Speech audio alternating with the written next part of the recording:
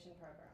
The Access to Information program at the Carter Center seeks to advance the right of access to information for people all over the world.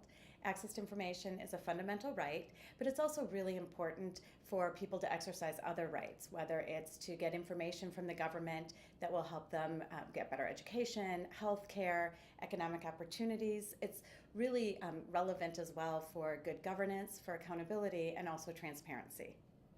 And can you give us some examples of how the program works? Absolutely. So most recently, we've been working on a project called Women in the Right to Information. We had recognized, having done this for 17 years, that unfortunately women are often excluded from the rights to information, so they don't get as much information as men do.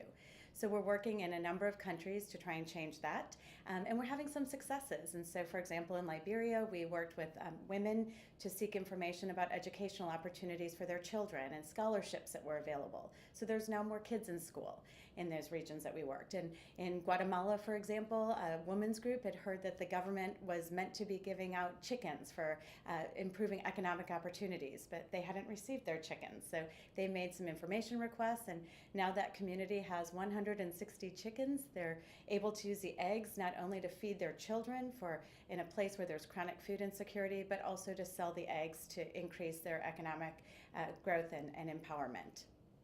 Great. And what's coming up in the program in the coming year?